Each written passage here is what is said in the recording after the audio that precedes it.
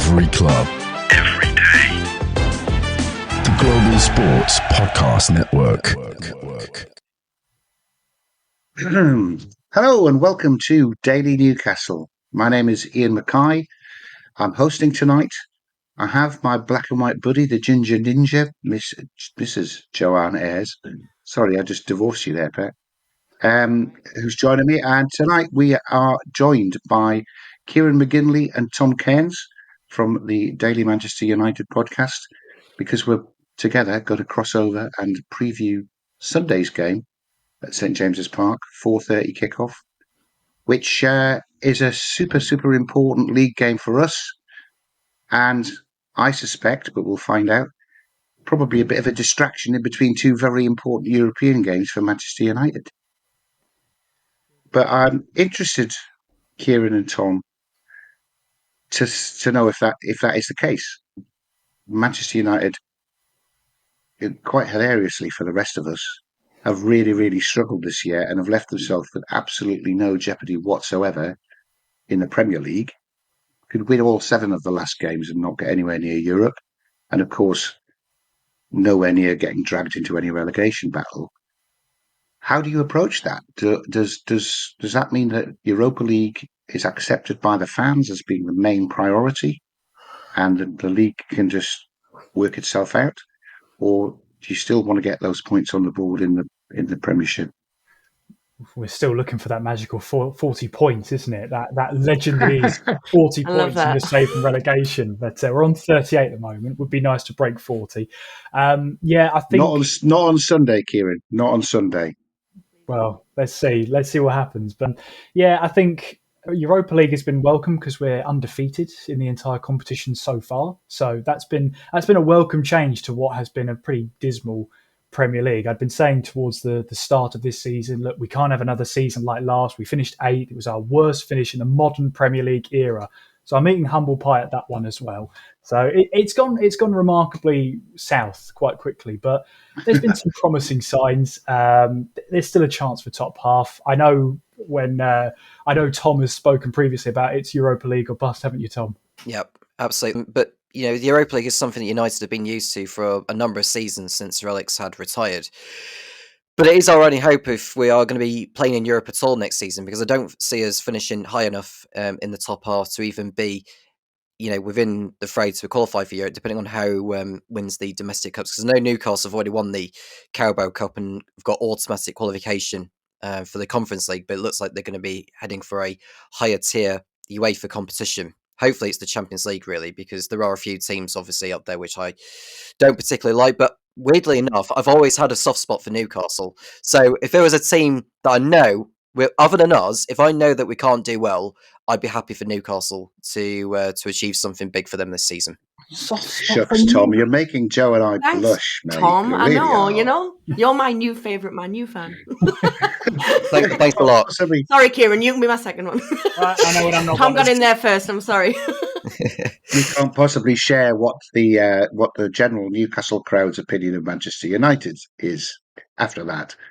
I won't do. I don't think there's any hate for Manchester United this season from us, because more pity, to be honest, because you've got some great players who just haven't performed over and over and over again. So bad, you ship them off, and then they become world beaters again, like Anthony, like Rashford. Going back a little bit further, how could you let Elanga go? Elanga is top of Kev's wish list for who Newcastle start spending their Saudi millions on to bring into the Newcastle side. And you let him go. You let him go and kept Anthony. Yeah, it's interesting because that's a topic that's actually come up previously on a couple of episodes ago. We let Elanga go, but the feeling from us is that he was not going to be used in our system. We would have brought in another winger or whatever. Elanga was just one of those that was always going to be a squad player on the fringes. To see him go to Forest and score against us, but to see him doing well, I think is better than what he could have achieved at Manchester United, and just sort of fading away into ignominy like a lot of Manchester United talents have in the past. So it's good to see him actually be a good Premier League player. Yeah. Well, look, we're going to come on to injuries and suspensions and who's available, who's not, what the team's going to be that you think later. But just in general, do you think that Amorim is looking at his squad? He's got 3 games in 7 days, effectively. It's the one either side of the Newcastle game that is surely his main priority when it comes to resting players, when it comes to not risking players. Does that mean that they'll have a kick on into the side that turns up to play at St James's on Sunday? Tom, you tell Yeah. me. You're the Europa League man. Yeah, well, we've been in this situation before because remember the 2016-17 season where we played against the likes of Arsenal and Tottenham in the run into the season. I think we had Europa League games on either side of those games. And we were able to use the Arsenal and Tottenham games to field like some of these sort of young players a little bit. Remember Tim Fosu-Mensah getting a few minutes underneath him. And of course, we gave the debut of Scott McTominay in the Manchester United senior team at Arsenal. Even though we lost the game, it was still good to see him get some minutes under his belt. And I was thinking about the Newcastle game on Sunday, and I was thinking to myself, who do I think could end up starting? I'd like to see Chido-Obi get some minutes under his belt because we've been saying, Kieran, for some time that I think Chido-Obi, at this moment in time, at best he is a squad player, but I think he's someone who can do bits within the team. And that's why I think it's worth giving him a go, considering the form that Rasmus Højlund has been in. Because I have to say, of all the strikers I've seen, in a Manchester United team across the whole season, as far as the Premier League is concerned, Rasmus Højlund is clearly not a Manchester United player. I don't know what you would say to that. Well, you know what? It's an honest assessment. I'll give you that, Tom. He's been mainly running on cold this season, and we sort of thought to ourselves, right, in European competition, that's where he really comes alive, and he showed that in the Europa League early on. He showed that in the European competition last season. So it was a case of maybe he just needs to find that form. He had an injury last season, which sort of scuppered that just when he found some form, but he's never really recaptured that. And I just think, we're 13th. We've got nothing to play for in the Premier League. Why not throw in Chido-Obi? Why not throw in Victor Musa, who's got a hatful of goals against the Leeds under 18s? Probably you've all seen that by now. Why not put on Victor Musa? What have we got to lose? We've had a strike force that has barely got 7 or 8 goals between them this season. I mean, that's poor from a Manchester United side. Do you think he'd sell that to Højlund by saying he wants to keep him fresh for the European games? Or do you think he'd be saying, I'm so disappointed in you, mate, I'm going to try some of these kids untested, even in the cauldron of a Newcastle team trying to hunt down Champions League places? Both sound We're good. expecting obviously a sellout crowd, a huge atmosphere, because there's always a huge atmosphere when Man United come to town. It was the game we looked forward to because we had a chance of winning it because we never had a chance of beating Liverpool or City or Arsenal when Steve Bruce was in charge. But we did win once or twice when Steve Bruce was in charge. And that's continued when Eddie is in charge. So, and it's a huge game for us. It really is. It's quite nice, I think, that we've got 8 games left. We've got Palace as our game in hand, which comes up on Wednesday when you're after the Man U game. It's quite nice not having any European distractions. We can just focus on these 8 cup finals, which I know is a cliche, but they are, without there being any other distractions for us. So, yeah, I would fear for Man U if they turned up without being fully on it. We did that. Went to Leicester, blitzed them, went 2 up after 10 minutes, and basically just sparred with them. We didn't get out of second gear. Ended up winning Off after the half 3-0. time, didn't we, really? Yeah. It was such a boring second half to watch. It was like. Which is amazing when you're winning 3-0 away from home. Let's say the second half was really dull, but it was. It was. But I know that's the same result you got at Leicester, of course, a couple of weeks earlier. So it should be close, I think, because I really do. I'm not fearful. I'm not. I think we'll have too much for you, but I don't think you're in the disarray that you were in when we turned up and beat you at Old Trafford in January. I think the Yeah. green shoots are definitely coming through, and it's the young players that are providing a lot of them. Obviously, guided by Fernandes, who is a player that we didn't really like when we chose our most hated player in the Premier League. He was in there, but I you hate can't him. deny. I'm not gonna lie. You can't deny the consistency of his performance. Mm. He seems to have got over the sulkiness that he had last year when things were going bad, and just kept going on with it. Kieran, I'm Not with you. really, Don't worry. No, I not can't really. get that, Ian. Ian, I'm not sure what you're No. watching. Come Well, on, it's he's naturally maybe it's sulky, isn't he? maybe Is, it's is it a because Portuguese thing? Is it, or what is it? maybe it's because Manchester United have had better results more recently that he hasn't had the Yeah. opportunity to be sulky. That's probably it. Mm. Look, What I will we'll say, get go on. I will say he's been a better leader than he has been last season. I think he's shown improvements in actually leading the Yeah. squad. I'm sure I can't remember, Tom, if you agree with that sentiment or not. Well, I've always liked Bruno since he came in 2020, and I do get why people have not liked him at times because of his attitude and the way he confronts referees when decisions didn't go for him as though he should have had. I do agree that perhaps some of the decisions that went against him, he had reason to feel rather temperament about, like the sending off against Tottenham this season, which was later rescinded, and then he got sent off again in the Europa League at Porto, which was there was no arguments on that one, and that obviously brought a lot of acrimony, if that's the right word, on him in terms of the way he acts on a football pitch. But I think he's got his head down and just got on with it, really, because he knows the situation that United are in, and he knows that it's not just him that's the problem. It's the way the club is being run. It's the way the system has had to change under Emery from the moment he arrived. What I remember as well is that Ruben Amorim arrived knowing that it wasn't the ideal time for him to arrive. He wanted to arrive in the summer, this summer coming up, but United said, no, you've got to come in now.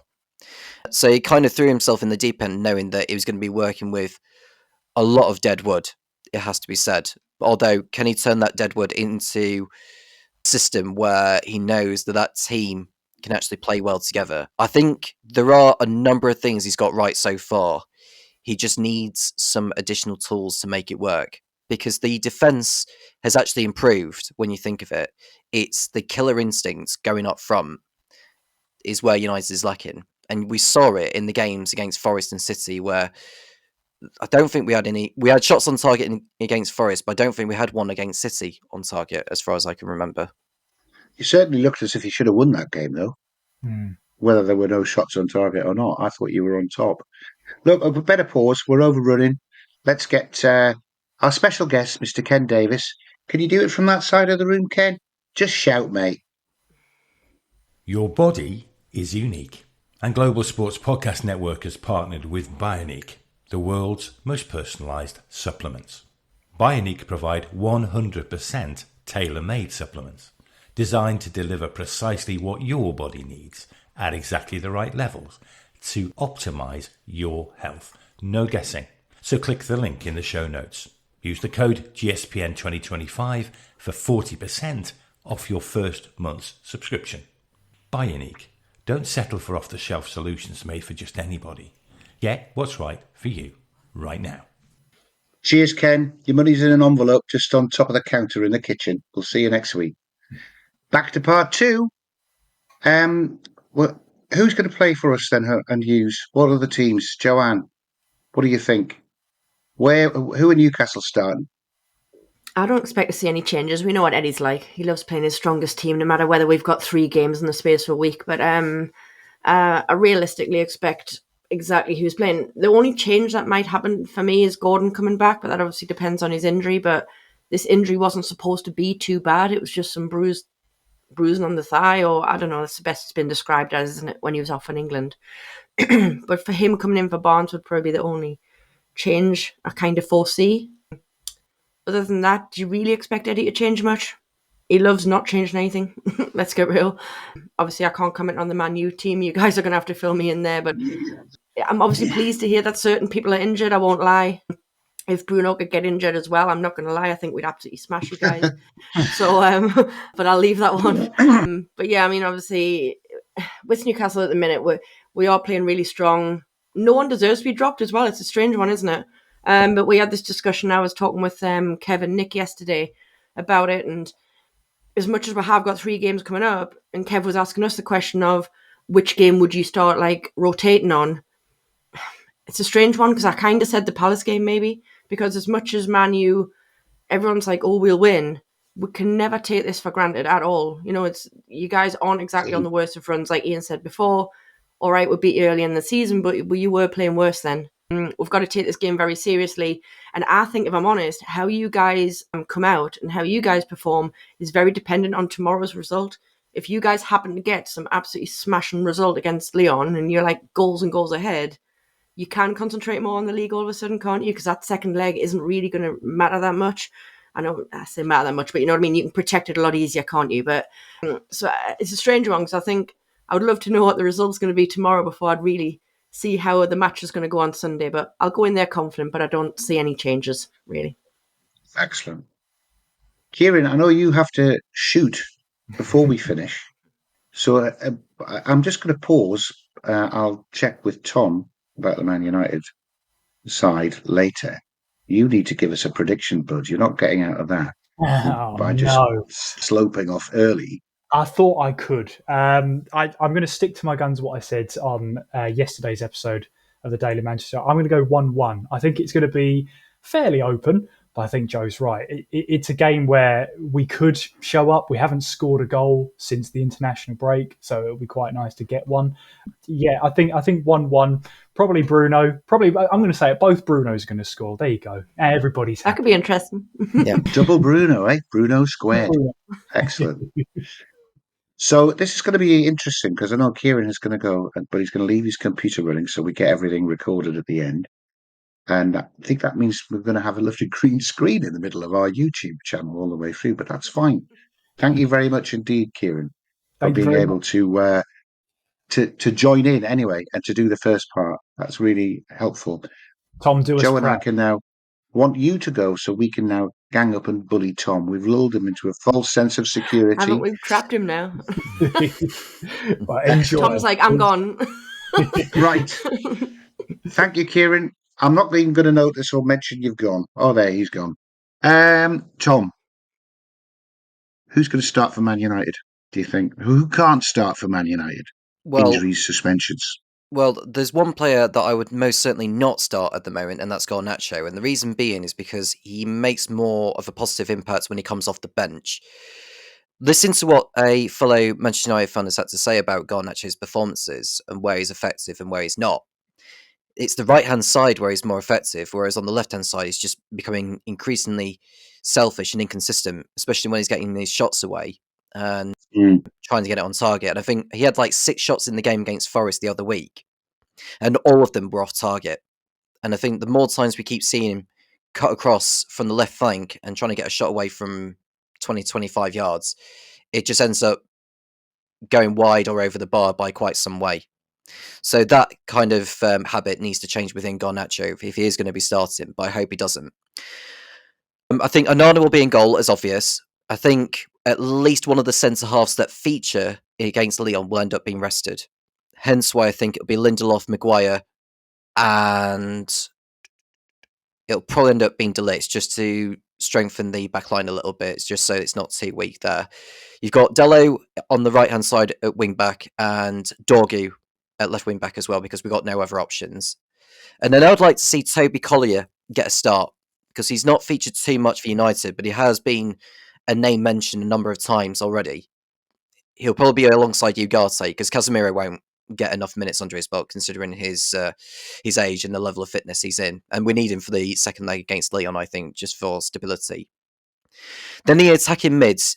I would want to start Mount, Fernandes, and then up front, Chidobe. I think Chidobe would be nice to see him get his first start, and then just see how he gets on. He probably won't do the whole match, but it's more minutes that we're going to see from him combined compared to what we saw from him in the games against the likes of Tottenham, Everton and Fulham. So that would be And what I go for. is that because you're frustrated with the product that Hoyland and Xerxes making, or is it because you want to rest them I kind and of start building some of the youngsters? Well, from what I saw from Xerxes in the games in the Europa League, I think he is going to be a valuable asset, certainly more than I think what Hoyland will be. Hmm. But Hoyland's been as frustrating as he is, and I was debating with Kieran and others whether it was the lack of service that Hoyland's been getting. But whenever he's got on the ball, there's just no confidence in him at all. And at this stage of the season, we need to have motivation and confidence up front and that killer instinct, and we don't have that right now. So I'm not expecting us to get that much out of it, but if we can just stay in the game for as long as possible, then at least we've got something we can work with into the second leg. But as you've rightly mentioned, it really depends on how we get on in the first leg against Lyon in France tomorrow evening. Excellent. Well, I mean, the Newcastle team will be the same as the cup final, the same that played against Brentford, the same that played against Leicester. If Eddie's resting players, it tends to be an earlier substitution that he'll do rather than miss them out altogether. It was slightly alarming that Gordon didn't actually make it onto the bench at Leicester. So that bruise that he got when he plays only playing for England might be a little bit more serious than anyone's let on. So I'd like to see Gordon at least be on the bench to let us know that is improving. And Willock was off for a concussion, so he'll come back onto the bench. And like you, I would love to see some of these under 21s that are doing so well at the moment get a chance to come on. We've had this Sean, is it Sean Neve, Joanne? Neve, Who, yeah. yeah, he's been on the bench 2 or 3 times. Um, He's we've yet never to seen play, him though. play. I've never seen him Yeah. play. So, yeah, if you're going to put him on the bench, Eddie, let's have a look at those guys. I'm going to pause there. Joanne, can you do us the Zencastr advert? We'll come back, see who Tom is worried about on the Newcastle side, and then we'll do some predictions. Cool. Here at the Global Sports Podcast Network, we spent a lot of time selecting our delivery platform. Zencastr came out the clear winner, with 4K video recording from your phone in AI editing that automatically removes all those ums and ahs. It's super easy to start a podcast that sounds great and is delivered efficiently. If you're ready to tell your story, check out the link in the show description to learn more about Zencastr. Thank you very much, Joanne. Nice. I think the Man United attack will revolve around how comfortable Bruno is feeling. I think he's the danger man. I'm not really worried about anybody else, although this guy who scored a load of goals that's going to step into centre forward and replace the blunt attacking force that's Hoyland, he might be a bit of a maverick that'll work. So, have you got anybody you're particularly worried about on the Man U side, Joanne? I think the obvious one's Bruno, isn't it, really? That's why I joked before, if he could get injured, I'd feel massively Yeah, confident that we'll just take the game. But I don't want to show any disrespect to the rest of the team, because like I say, they are playing better now than when we played them the first time round yeah. this I season. think Dorgu was a good Um, buy, definitely. yeah. As I say, it's such a tough one, because I really don't know how you guys are going to line up. As I say, I'll go back to what I just said before. It is obviously heavily dependent on how you play tomorrow night. But yeah, I would say I'm worried about Onana, but I'm not. Like, that guy's dodgy, man. Like, I don't know what you think about him, Tom, but I don't know. He's a strange keeper, because he can pull off some great saves, or he can just be absolutely tragic. I'm not quite sure what he is, if you know what I mean. But yeah, I'd say the main concern and the obvious concern is obviously Bruno. In regards So to, sorry, go on. no, I was just going to say, you continue if you're following on there. Continue, please. I'm just going to ask you who you're worried about at Newcastle. Well, I am worried Know about this one. Newcastle, but it's mainly down to how we set up on the attacking front, and I think it's important that we keep Newcastle honest, really, just to show that we still mean business, even though we're not in the best of form in regards to consistency up front. But answering your thing about Onana, Joe, I think he is an unpredictable goalkeeper. He's not a David De Gea or Edwin van der Sar or a Peter Schmeichel. We all know that. but we know he is someone that can do bits for us, and he has pulled off some really good saves. It is kindly partly down to how we defend when we do concede, but I think it's easy enough to point the blame at the goalkeeper when they do concede, but it's how Man United as a whole, as a squad, as a team, respond to the misfortunes. And whenever we go behind, or whenever we do concede at such a really critical time, we just fold and we don't respond. Yeah.